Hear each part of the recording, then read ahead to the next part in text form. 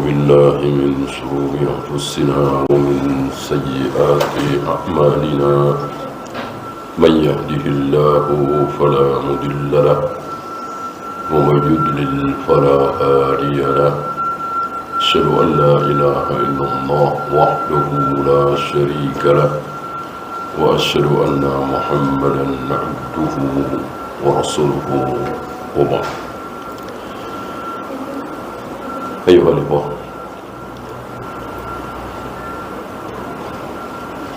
sesuatu yang sangat diinginkan oleh Nabi SAW sehingga beliau selalu berdoa memohon itu, Rabbi zidni ilman warzuqni fahman warzuqni fahman. Manusia sekelas beliau yang maksum, yang jelas dijaga oleh Allah dari semua kesalahan, beliau masih berdoa, memohon, merengek kepada Allah, jangan sampai tidak faham. Karena tidak faham adalah musibah besar. Tidak hafal masih mending, bisa buka catatan. Kalau tidak hafal ya. Kalau tidak faham, gimana? Buka apa? Dia tidak faham. Biasanya tidak faham terhadap sebuah kebenaran akhirat itu merasa apa tidak merasa? Tidak merasa. Kalau tidak faham matematika, tidak faham rumus Pitagoras lah apa, dia merasa. Tidak faham, tidak pandai dagang, dia merasa. Tidak faham bangunan, dia merasa. Tapi tidak faham tentang pahala dan dosa, tentang akhirat, biasanya dia tidak merasa.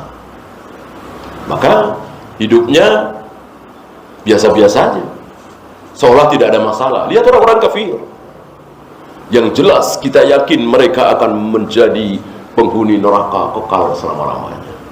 Orang-orang Eropa, orang-orang Amerika, orang-orang Jepang, bagaimana keadaan mereka sekarang ini? Senyum, nyaman, tenang, indah, dan seterusnya. Tidak merasa. Mereka tidak merasa ada masalah, padahal mereka nggak paham. Ya. Apa itu darah haid, apa darah istihadah, mereka nggak paham. Apa itu junub, apa bedanya orang junub dengan tidak junub, mereka nggak paham. Dan mereka nggak ada masalah. Allah biarkan mereka leluasa, nikmat, lezat, bahagia. Baru Allah akan azab nanti setelah mati. Khalidina fiha abadan, kekal di neraka selama-lamanya. Waliyadzubillah, na'udzubillah min dzalik. Di sini betapa pentingnya kita faham. Oleh karena itu, sore ini insya-Allah kita akan sedikit bahas. Saya katakan sedikit karena jelas waktu kurang ya. Karena banyak hal yang menyebabkan kita ini menjadi tidak faham terhadap ajaran Islam. Kalau orang Yahudi, orang Nasrani, orang Majusi, Buddha, Hindu, Konghucu tidak faham ajaran Islam, wajar. Ini orang Islam. Orang Islam tapi tidak faham kalau dari takbir sampai salam itu harus mencontoh Nabi SAW. Bahwa ibadah itu hukum asalnya adalah haram. Mereka nggak paham. Saya kira banyak yang kaget kalau kita kasih tahu, Bapak, Ibu, Pak Kiai, hukum asal ibadah itu haram. Banyak dari mereka yang kaget. Nggak dimasyhurkan kaidah ini. Betapa kejahilan itu merajalela hari ini. Dan mengerikan sekali. Lebih ngeri dari berzina, minum khamar, berjudi, melacur, korupsi. Karena ini semua kan disadari oleh pelakunya. Kalau tidak faham terhadap Islam ini, nggak ada yang sadar. Maka dengan bangganya, dengan senyumnya, dengan tawanya, mereka berbicara ngeledek sunnah, mencaci maki ahlus sunnah,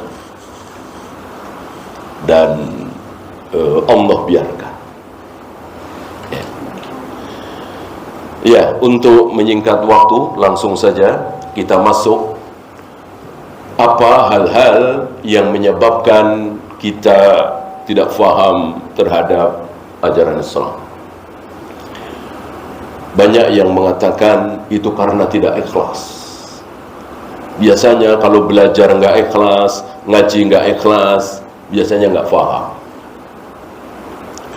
Itu orang-orang tarekat sufiyah yang meninggalkan keluarganya 40 hari, 60 hari, suluk di gubuk kecil, muat 1 orang. Di daerah-daerah banyak ini. Ya. Di daerah Sumatera banyak ini. Mereka tinggalkan keluarganya, biasanya sudah usia di atas 50, 60. Apa mereka zikir, wirid, dengan zikir wirid yang tidak ada contoh dari Nabi sallallahu alaihi wasallam. Apa iya mereka tidak ikhlas? Ya. Apa iya orang mereka enggak mau dikenal, mereka tidak mau memasyhurkan diri, tidak ria, mereka tinggalkan anak istrinya, menghabiskan waktu untuk ibadah. Dan banyak dari mereka itu sholat sendiri. Sholat sendiri. Jadi zikir dan wirid itu seolah jauh lebih besar daripada sholat berjamaah. Ya.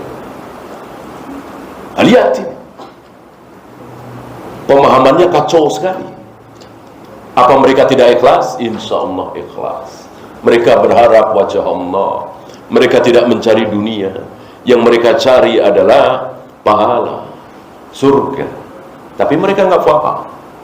Oleh karena itu mengatakan, kalau ikhlas pasti faham, ternyata tidak tepat. Tidak tepat. Lihat Yahudi. Yahudi, ada contoh Yahudi di zaman Nabi alaihi salatu wassalam yang menyampaikan kepada Nabi alaihi salatu wassalam bahwa nanti matahari, bulan, dan seterusnya itu ada di genggaman tangan Allah, tangan kanan Allah, di jarinya, di telunjuknya, di jari tengahnya. Rasul tertawa, tersenyum, membenarkan. Ini si Yahudi. Ini Yahudi kafir. Mana ada orang kafir ikhlas? Nggak ada. Tidak ada orang kafir ikhlas mencari ridha Allah, tidak ada. Orang tidak beriman. Tapi dia faham bahwa langit itu betul-betul akan digenggam oleh Allah dengan tangan kanannya. Sama dengan pemahaman Rasul dan para sahabat. Sama dengan firman Allah, was-samawatu matwiyatun biyaminih. Padahal Yahudi, padahal tidak ikhlas. Maka mengatakan kalau ikhlas pasti faham, ternyata tidak tepat, tidak benar. Ya. Bisa faham, bisa tidak. Jadi bukan itu. Ya. Apa yang pertama yang menyebabkan kita insya Allah akan faham? Kalau kita tidak melakukan ini, maka kita tidak akan faham. Apa? Tunduk kepada dalil. Tunduk kepada dalil. Banyak dari kita, terutama kaum Mu'tazilah, Jahmiyah, Asy'ariyah, Maturidiyah, tidak tunduk kepada dalil. Akalnya tidak ditundukkan kepada dalil. Jadi kalau ada dalil, ada ayat, ada hadis, nggak masuk akal, buru-buru akal bicara. Buru-buru akal ikut campur di situ. Ya. Jadilah sifat 20. Jadilah takwil. Karena kalau secara akal memang nggak bisa terima. Masa Allah setiap sepertiga malam meninggalkan arsy-Nya untuk turun ke langit dunia? Secara akal nggak bisa diterima. Akal, logika, nurani. Maka dalil itu, sabda Nabi itu, hadis itu ditakwil oleh mereka. Dengan mereka mentakwil, mentahrif, merubah-rubah sabda Nabi, akhirnya mereka tidak faham. Karena mereka tidak sami'na wa ata'na terhadap sabda Nabi alaihi salatu wassalam. Ketika Nabi mengatakan yanzilullah fi akhiri thuluthil lail, bahwa Allah turun di sepertiga malam yang akhir, bukan sepertiga malam yang awal ya, bukan sepertiga malam yang tengah, tapi sepertiga malam yang akhir. Jadi malam dibagi 3. Seandainya malam itu 12 jam, ya 4 jam terakhir. Seandainya malam itu 9 jam, kan macam-macam ya, tergantung negerinya. 3 berarti 3 jam terakhir. Seandainya malam itu 6 jam, kan ada negeri yang malamnya 6 jam, bahkan ada yang cuma 4 jam, 3 jam kan, tergantung musim. Ya 2 berarti 2 jam terakhir. Gitu. Nah, kenapa para sahabat sangat faham terhadap sabda Nabi ini, firman Allah ini? Karena mereka diam sudah. Ini gaib, ini berbicara tentang Allah zat yang maha gaib, sudah akal kita tundukkan. Sudah. Cukup ikuti apa kata Nabi. Allah turun di saat sepertiga malam. Titik. Selesai. Ya. Maka Rasul dan para sahabat, para tabi'in, atba'u tabi'in tidak lelah, tidak capek, tidak buang-buang waktu, tidak habis tenaga. Langsung mudah menerima akidah ini, tauhid ini. Berbeda dengan Ar-Razi, Fakhrur Razi. Di akhir umurnya dia menyesal, capek, lelah, habis waktu, habis tenaga, buang-buang waktu, hanya untuk berpikir membahas bagaimana Allah turun ke langit dunia, bagaimana Allah bersemayam di arsy, bagaimana Allah menciptakan Adam dengan kedua tangannya. Padahal Allah dan Rasulnya tidak pernah nyuruh mikir, udah telan bulat-bulat saja. Ikuti apa adanya, katakan seperti apa yang dikatakan oleh Allah dan Rasulnya. Mudah. Maka pembahasan tentang akidah tauhid di zaman sahabat, tabi'in, atba'u tabi'in tidak bertele-tele, mudah, ringkas, sederhana sekali. Berbeda dengan Mu'tazilah, berbeda dengan Asy'ariyah, Maturidiyah, Jahmiyah dan seterusnya. Berjilid-jilid kitab mereka tulis. Mereka ketularan ahlul kalam, falasifah, membahas tentang Tuhan dengan akalnya, dengan ro'yunya. Wah, enggak habis-habisnya.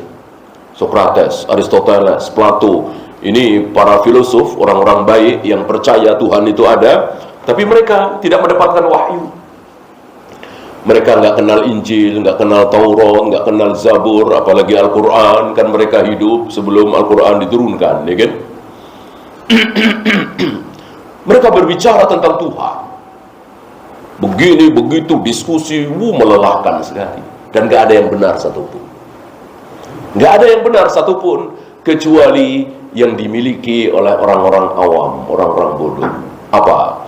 Tuhan maha melihat, Tuhan maha mendengar, ya, Tuhan maha berkuasa. Ini orang-orang awam juga tahu, yang nggak pernah ngaji, yang nggak pernah baca Al-Quran, baca hadis. Tentu kalau dia percaya Tuhan itu ada, pasti dia akan mengatakan Tuhan maha melihat, Tuhan maha mendengar. Tidak mungkin Tuhan buta, tidak mungkin Tuhan tuli, tidak mungkin Tuhan mati, tidak mungkin Tuhan lupa. Ya, nggak usah belajar itu. Ini fitrah.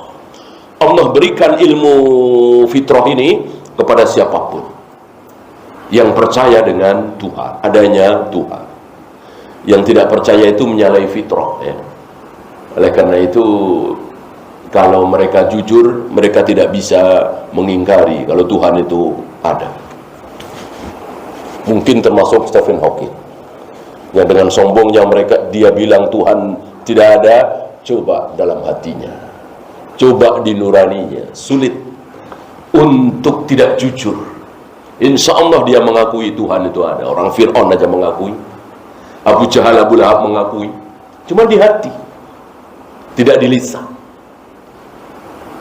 Ya, Fir'aun keluar ketika tenggelam itu. Sebelum tenggelam itu nggak keluar, disembunyikan di hati. Wajahadu biha wastaiqanatha anfusuha. Mereka, Fir'aun dan bala tentaranya itu membantah kebenaran Musa dengan mulutnya. Dengan mulutnya, tidak dengan hatinya. Hatinya sulit untuk membantah. Karena untuk mengatakan Musa bohong, Musa pendusta, sulit sekali. Bukti luar biasa. Ya. Maka kalau mau jujur, insya Allah nggak ada satupun manusia kalau mau jujur ya yang mengatakan Tuhan tidak ada, nggak ada, nggak ada. Ya. Coba aja itu siapa ya, Aidit lah, atau Musso, atau siapa, atau Stephen Hawking, atau taruh di tengah lautan sendirian, kasih sampan doang gitu ya. Coba dia mau manggil siapa kalau bukan Tuhan, kalau bukan Allah, ya nggak bisa dihilangkan ya. Tapi itu tidak berarti bisa menyelamatkan dia dari kekekalan di neraka. Tidak ya. Mengakui Tuhan itu ada, bahkan Tuhan Allah itu Tuhan, belum cukup. Karena tauhid ada 3, bukan cuma 1. Nah, ini dia ya. Yang pertama yang harus ada pada diri kita adalah menundukkan diri kita, menundukkan akal kita, nurani kita, syahwat kita terhadap dalil. Kalau ini bisa kita lakukan, insya Allah paham. Maksudnya pemahaman kita sama dengan pemahaman Rasul dan para sahabat. Karena sifat Rasul dan para sahabat itu seperti itu, sami'na wa ata'na. Sifat Rasul dan para sahabat itu menundukkan diri di hadapan dalil. Pahit, getir, aneh, tapi itu dalil, sami'na wa ata'na. Ya. Abdullah bin Ubay bin Salul itu siap melakukan perbuatan yang sangat pahit kalau dalil, kalau itu perintah Nabi, perintah Allah berarti perintah Nabi berarti perintah Allah, kan gitu. Apa? Membunuh ayahnya sendiri. Ya. Jadi waktu itu antum tahu ya siapa Abdullah bin Ubay bin Salul, antum tahu ya, manusia munafik, manusia yang sholat, puasa, zakat, jihad, tapi tanda-tanda munafiknya itu terlihat sekali, kelihatan kemunafikannya, banyak bikin ulah. Nah, muncul selentingan Rasulullah mau membunuh Abdullah bin Ubay bin Salul. Rasulullah mau menjatuhkan hukuman mati. Nah, anaknya namanya Abdullah juga ya. Anaknya Abdullah bin Ubay bin Salul ini namanya Abdullah juga. Abdullah ini anak muda luar biasa keislamannya.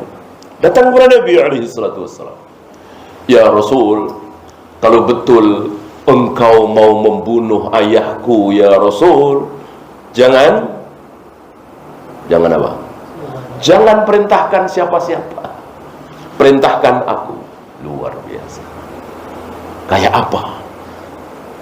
Teganya, ya, bengisnya, kejamnya. Apalagi bobroknya moral. Ya. Masuk anak membunuh ayah, padahal ayah nggak salah apa-apa sama anaknya. Tapi demi taat kepada Allah dan Rasulnya, Abdullah siap. Kalau engkau mau betul mau membunuh, menjatuhkan hukuman mati terhadap ayahku ya Rasul, perintahkan saja aku siap. Nah ini rupanya yang menyebabkan para sahabat itu faham terhadap ajaran Islam, karena syahwatnya, nuraninya, akalnya ditundukkan di hadapan dalil. Jadi kalau sudah ada dalil, nggak berkutik, diam, gitu ya. Kecuali dalil itu perlu dipahami, ini pembahasan lain lagi ya.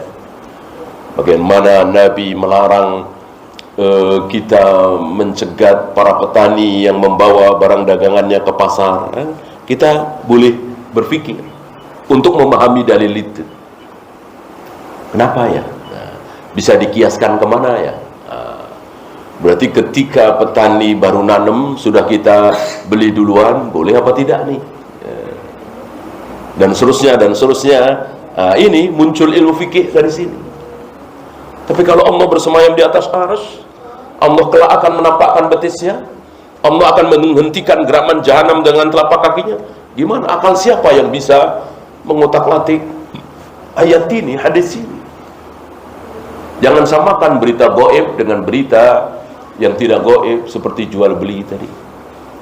Jangan engkau melamar wanita yang sedang dilamar laki-laki lain.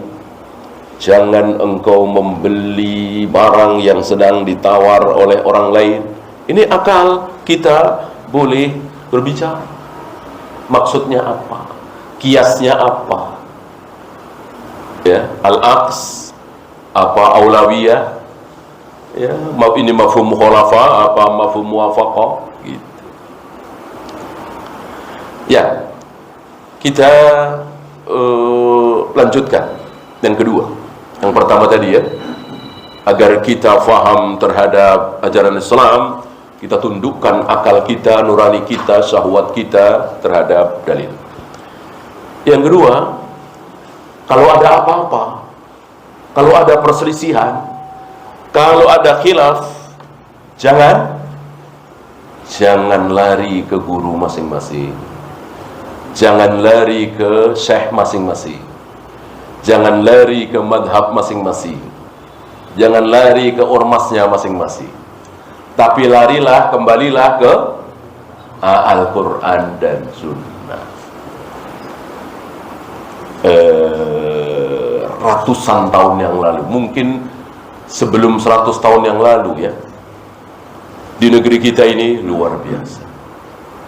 Seolah para kiai, para ulama itu seperti wakil dari Allah gitu. Jadi kembalikan ke kiai masing-masing, ulama masing-masing. Maka Allah biarkan dalam keadaan terpuruk. Bayangkan 350 tahun bangsa yang begitu besar ini, yang begitu luas ini, dijajah oleh bangsa yang negaranya kecil sekali, kafir lagi, lebih buruk dari hewan lagi ya. Orang kafir kan lebih buruk dari hewan. Sementara mayoritas yang ada di negeri Indonesia ini tidak kafir. Yang kafir ada, mayoritas tidak kafir, muslim, dijajah oleh orang kafir. Yang kata Allah, orang kafir itu lebih buruk dari binatang dan kecil. Negaranya kan kecil sekali, Belanda itu kan, nggak ada apa-apanya dengan Pulau Jawa ya. Kita ada Pulau Jawa, Kalimantan, Sulawesi dan seterusnya ya. Nah ini lihat, mestinya logika sederhana ya, sederhana saja. Ketika bangsa Indonesia bermusuhan dengan bangsa Belanda, kira-kira Allah berpihak kemana? Tentu Indonesia lah, orang mayoritas muslim ya kan? Ini kan logika sederhana ya. Seperti sekarang Yahudi dengan Palestina, Yahudi dengan kaum muslimin di Palestina. Coba kira-kira Allah memihak kemana? Pasti nggak usah pakai mikir panjang, Allah berpihak ke kaum muslimin Palestina ya kan? Dan di mana-mana, di Bosnia dulu ya kan, kaum muslimin Bosnia dengan Serbia Allah berpihak kemana? Ya tentu ke kaum muslimin, muslimah. Tapi kenapa Allah berpihak kok kalah juga? Di sini rahasia. Di sini kita menyaksikan kebenaran dalil. In tansurullah yansurkum. Allah akan menolong kalian pasti, nggak mungkin enggak. Tapi kalian harus tolong dulu agama Allah.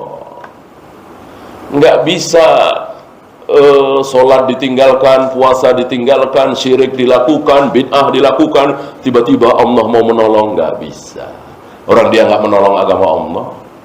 Bid'ah di mana-mana, syirik di mana-mana, masjid-masjid sepi dari sholat berjamaah, zina, khamr, judi dilakukan, riba dimakan, tapi muslim ya. Tiba-tiba Allah tolong, nggak mau Allah. Nggak mau. Justru sebaliknya, banyak riwayat yang mengatakan jika kalian bermaksiat, Allah akan kuasakan orang-orang kafir kepada kalian. Atau kama qala Rasulullah sallallahu alaihi wasallam. Justru itu. Di sini. Di sini ya. Di sini kita punya jawaban. Ya. Kenapa bangsa kita sampai ratusan tahun dijajah oleh orang kafir? Begitu pula kaum muslimin di Malaysia, di Aljazair, di Maroko dan seterusnya rata-rata kan negeri muslim dijajah. Ya, jawabannya itu. Dan kenyataan memang seperti itu. Kaum muslimin yang negerinya dijajah oleh orang-orang kafir, coba lihat agamanya. Jauh dari sunnah. Jauh dari tauhid. Contohnya di negeri kita ini. Mulai muncul kembali kepada Al-Quran dan Sunnah, kembali kepada Al-Quran dan Sunnah secara secara agak resmi, ada bentuknya gitu kan. Tahun berapa? Kan 1912 ya kan? 1912 kan? Berdiri awalnya kan sebelum Muhammadiyah kan Ahmad Surkati itu apa? Ya. Sebelum 1900 kan nggak ada itu. Kembali pada Al-Quran dan Sunnah itu nggak ada. Ya. Ahmad Dahlan dan lain-lain menggemborkan kembali kepada Al-Quran dan Sunnah. Kembali kepada Al-Quran dan Sunnah. Al-Quran dan Sunnah nggak ada muludan, nggak ada tahlilan, nggak ada manakibat, nggak ada selawat nariyah. Kira-kira begitu.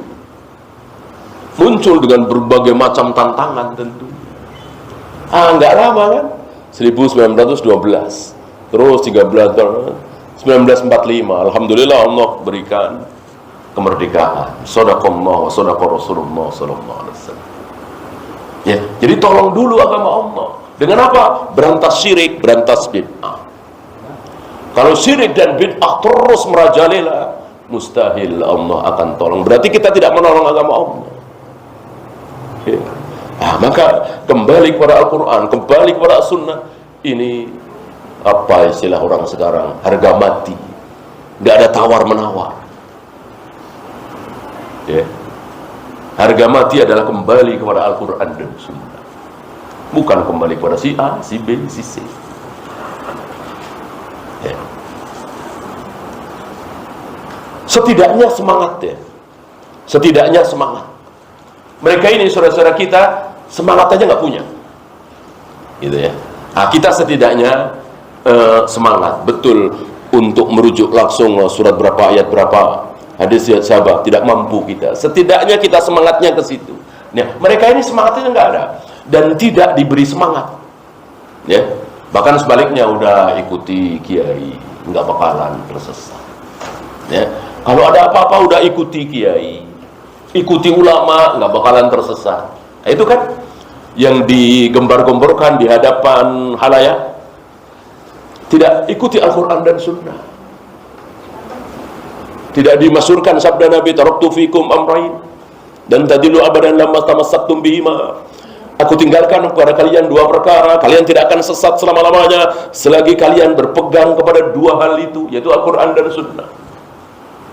Kurang dimasyhurkan nih.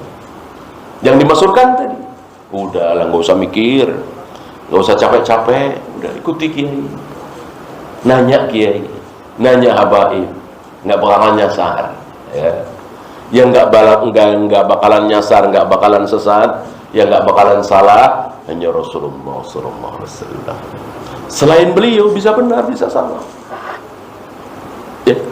Maka kalau kita beragama dari alif sampai ya, mau mengikuti seorang manusia, taruhlah Imam Syafi'i, maka berarti kita siap untuk salah. Karena Imam Syafi'i pasti ada salahnya, nggak mungkin benar semua. Kalau benar semua jadi nabi dong. Ya. Begitu juga Imam Malik, Imam Ahmad, Abu Hanifah, Yahya bin Ma'in, Ali bin Madini, Sufyan bin Uyainah, Sufyan Ats-Tsauri, Bukhari, Muslim, Abu Dawud, Nasa'i, Tirmidzi. Pasti ada salahnya. Nggak mungkin benar semua. Kalau benar semua, nabi dia. Ya. Maka kembali kepada Al-Quran dan Sunnah harga mati. Ya. Artinya begini, ketika kita beramal selama puluhan tahun, ya, ambil contoh misalnya kita setiap kali selesai membaca Al-Quran kita tutup dengan Shadaqallahul Adzim, dan itu kan bagus sekali secara arti, ya kan? Tiba-tiba ada yang ngasih tahu bahwa Rasul dan para sahabat, tidak ada riwayat Rasul dan para sahabat selesai baca Al-Quran ditutup dengan Shadaqallahul Adzim. Langsung kita diam, ya, langsung kita diam. Setidaknya keterangan dari mana? Gitu. Keterangan dari mana? Dari siapa? Gitu. Kalau tidak ada, maka justru kita diam dulu sebelum beramal, ya kan? Udah. Nunggu ada riwayat, wah ada nih.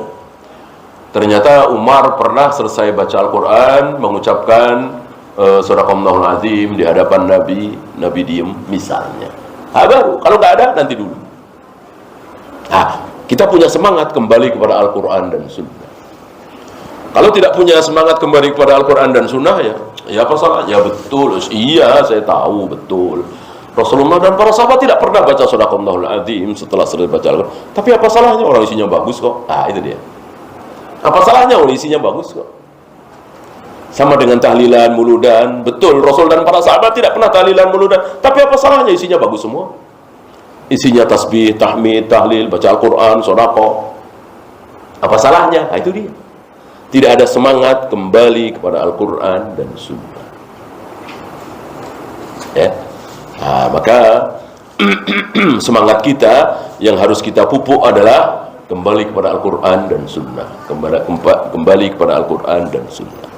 Nomor 2. Nomor 3, yattabi'una al-Qur'ana was sunnata bighairi fahmi sahabah. Jangan kembali kepada Al-Quran dan Sunnah tapi tanpa pemahaman sahabat. Jadi kembali kepada Al-Quran dan Sunnah harus dengan memakai pemahaman sahabat, gitu ya. Tidak mentang-mentang kembali kepada Al-Quran dan Sunnah selesai habis, enggak. Al-Quran dan Sunnah berdasarkan pemahaman siapa? Sahabat. Ya. Wa atimmus siyama ilal lail, kata Al-Quran, kata Al-Baqarah, ya. Sempurnakan puasa kalian sampai malam.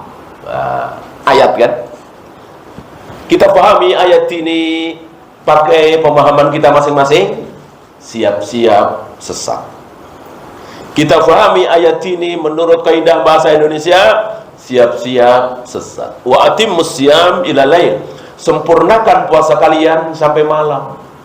Kalau pemahaman kita orang Indonesia, bahasa Indonesia, maghrib itu sudah malam belum? Belum. Berarti kalau maghrib jangan buka dulu. Orang ayatnya fa'atimus siyam ilal lail, sempurnakan puasa kalian sampai malam. Maghrib kan belum malam. Malam itu isya, jam 8, jam 9 gitu.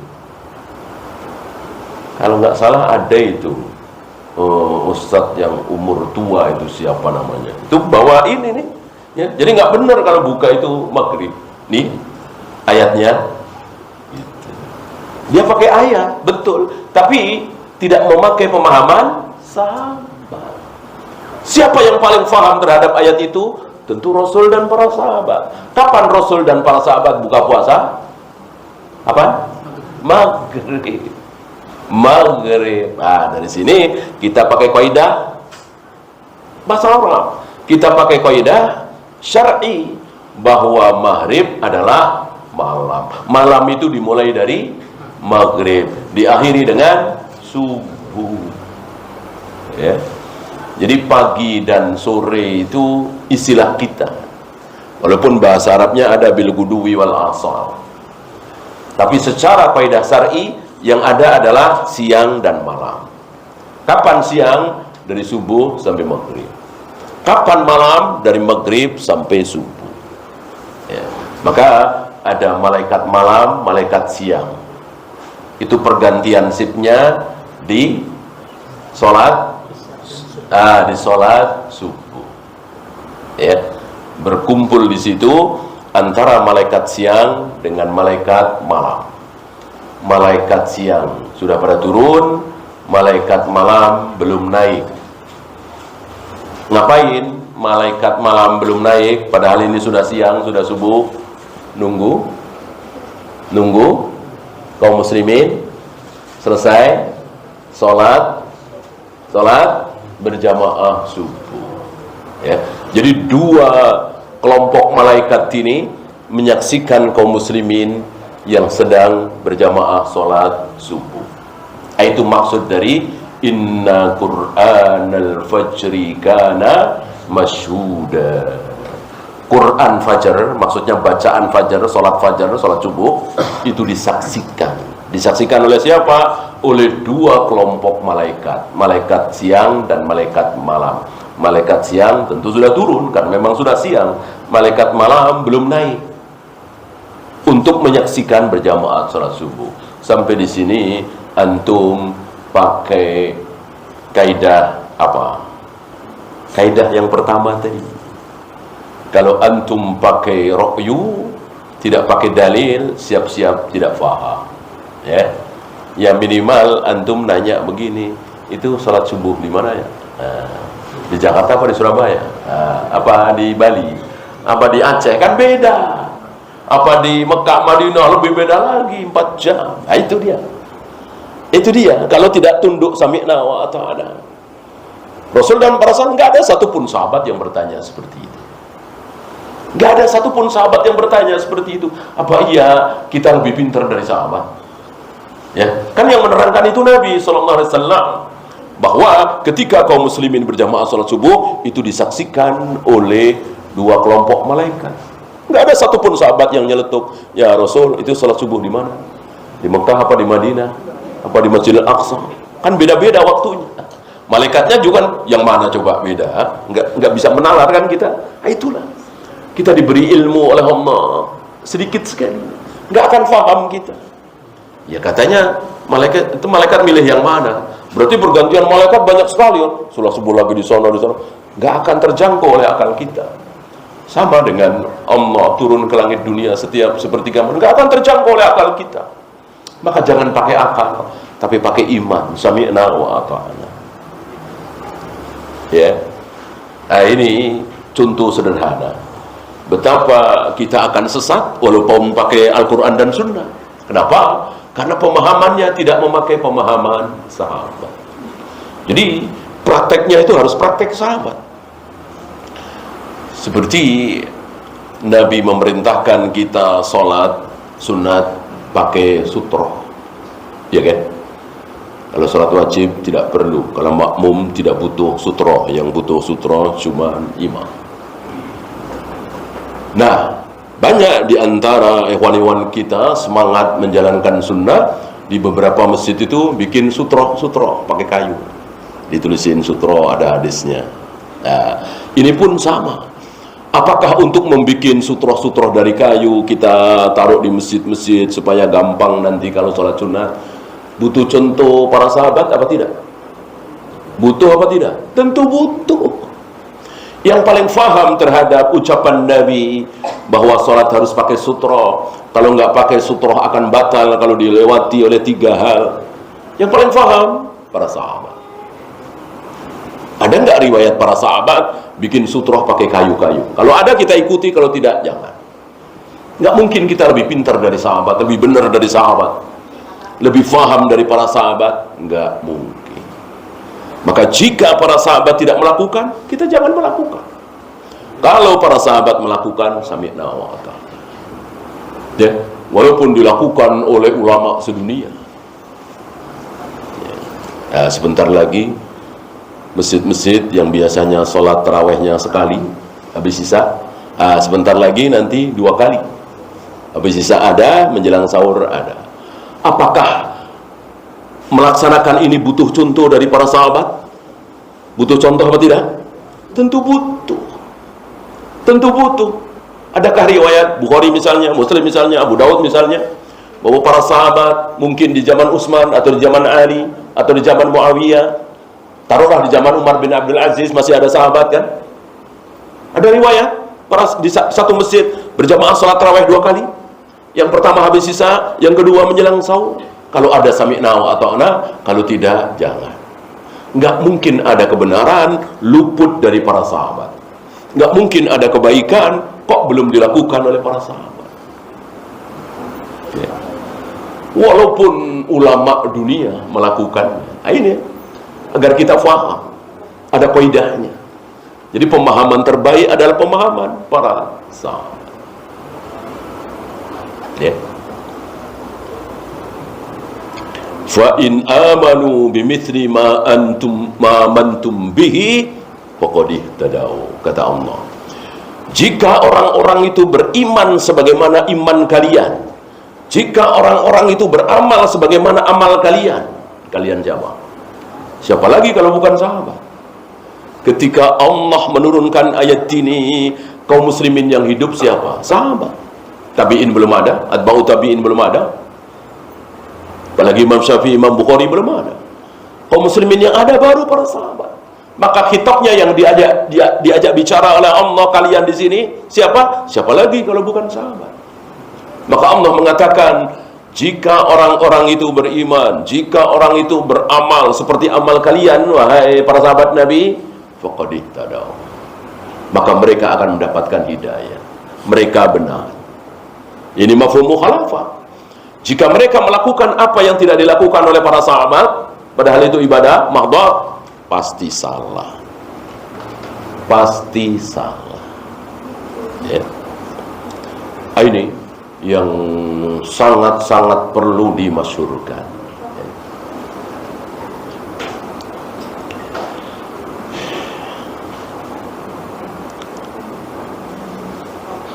Satu lagi, ya. Satu lagi, masih ada beberapa saya pilihkan.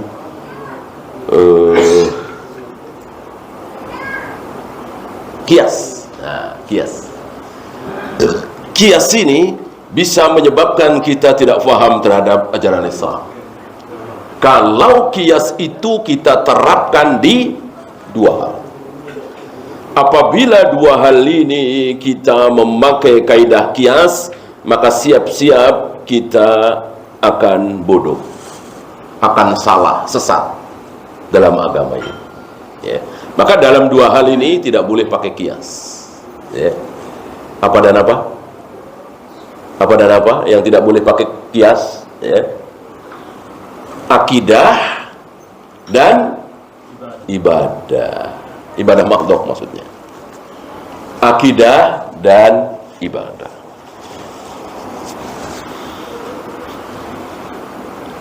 Apakah kias ini mutlak haram? Tidak. Tidak mutlak haram. Boleh. Bahkan siapa yang mengajarkan kias mencium istri di saat berpuasa disamakan, dikiaskan dengan kumur-kumur di saat puasa, siapa yang ngajarin? Rasulullah SAW kepada Umar. Berarti kias itu ada. Tidak mutlak haram. Yang haram hanya untuk 2 hal itu. Apa tadi? Akidah dan ibadah. Akidah berbicara tentang siksa kubur, berbicara tentang sirat, berbicara tentang mizan, berbicara tentang malaikat, berbicara tentang Allah, ini akidah. Bolehkah pakai kias? Tidak boleh. Tidak boleh. Ya. Beda ketika berbicara tentang jual beli, berbicara tentang menguburkan mayat. Menguburkan mayat kan bukan hal yang gaib. Nguburinnya bukan alam kubur, siksa kubur, bukan, nguburinnya. Misalnya ketika kita berada di tengah lautan berhari-hari, diperkirakan sampai merapat ke daratan itu beberapa hari lagi, atau bahkan mungkin nggak tahu sampai kapan. Sementara ada yang meninggal, sementara tidak ada teknologi untuk mengawetkan mayat, tentu busuk. Udah begitu kan disunahkan segera menguburkan, nggak ada tanah. Di sini kias, ya. Tanah dikias dengan air, ya. Karena tanah bisa menggantikan air, maka air juga bisa menggantikan tanah. Kapan tanah bisa menggantikan air? Kapan tanah bisa menggantikan kedudukan air? Tayamum. Ketika kita mau berwudu atau mandi junub kok nggak ada air, maka diganti dengan tanah. Tayamum kan pakai tanah atau debu. Nah, tanah bisa menggantikan kedudukan air, maka sebaliknya air pun bisa menggantikan kedudukan tanah, yaitu ketika ada mayat. Oleh karena itu, setelah dimandikan, dikafani, disolati, habis itu ceburkan ke laut, ya, ceburkan ke laut. Nah, ini fikih. Apa ini? Kias. Bolehkah? Boleh, kan bukan masalah akidah. Yang tidak boleh masalah akidah. Kalau Allah turun ke langit dunia setiap sepertiga malam, berarti itu kias tuh. Kalau Allah membolak-balikkan hati manusia dengan dua jarinya, berarti kias itu. Kalau Allah menciptakan Adam dengan kedua tangannya, berarti kias itu. Maka jangan pakai berarti-berarti. Udah, imani apa adanya, tirukan apa adanya. Jiplak. Persis seperti yang Allah katakan, persis seperti yang Rasul katakan. Jangan ditambah, jangan dikurang. Karena ini masalah akidah. Yang kedua masalah ibadah makhluk, sholat, wudu, tayamum, azan, qomat, tawaf, sa'i, melempar jumroh, menjumpa jana aswad. Ini ibadah ghairu makhluk. Bolehkah pakai kias? Tidak boleh. Tidak boleh. Karena nyium hajar aswad sulit, berdesak-desakan, udah dikias aja dengan rukun yamani. Kan nggak terlalu cium aja di sini. Bolehkah? Ya tentu tidak boleh. Rukun yamani sulit juga, udah mana aja, yang penting dicium. Apa begitu? Ya itu orang-orang awam begitu. Ya, maka apa aja diciumin. Ada yang nemplok gitu kayak cicak, ya. Orang-orang mana itu, ya? Ya, berangkat dari kias yang salah. Ini kan ibadah, nggak boleh pakai kias. Bisa mencium hajar aswad, cium. Kalau nggak bisa, diusap pakai tangan atau pakai sesuatu, lalu tangannya dicium oleh Nabi SAW. Nggak bisa juga karena terlalu berdesakan, dari kejauhan berisyarat dengan tangan kanan tanpa dicium. Nggak bisa bisa mengusap rukun yamani, usap. Nggak bisa, sudah. Nggak ada cium, nggak ada usap cium. Masing-masing mencontoh Nabi SAW. Tidak boleh pakai kias karena ini ibadah. Begitu juga wudu, begitu juga tayamum, ya. Ada orang mengatakan bahwa dimanapun kita berada, namanya debu itu pasti ada. Apalagi tanah baru lewat, ya. Maka nggak usah nempelin kemana, udah ke udara aja, kan ada debunya tuh, gitu. Ini kias nih, nggak boleh. Ya. Apa iya Rasul kurang canggih, ya? Apa nggak ada debu bertebangan di zaman Nabi? Nggak boleh seperti itu. Cari benda yang kira-kira berdebu atau langsung ke tanah, kemudian ditipiskan, dikibaskan kalau terlalu tebal. Ya. Pokoknya jangan pakai kias. Ya. Apa yang diucapkan setelah wudu, yaitu baca syahadat. Nah, sekarang tidak wudu tapi tayamum karena nggak ada air. Baca apa? Ya baca itu juga nanti dulu. Tidak. Ini ibadah. Jangan pakai kias. Tunggu keterangan dari Nabi, apa yang dibaca oleh Nabi setelah tayamum. Kalau ada sami'na wa ta'na, kalau nggak ada diam. Lebih selamat. Ya. Wallahu a'lam. Ya, kita sisakan mungkin 10 menit, 9 menit ya, untuk soal jawab.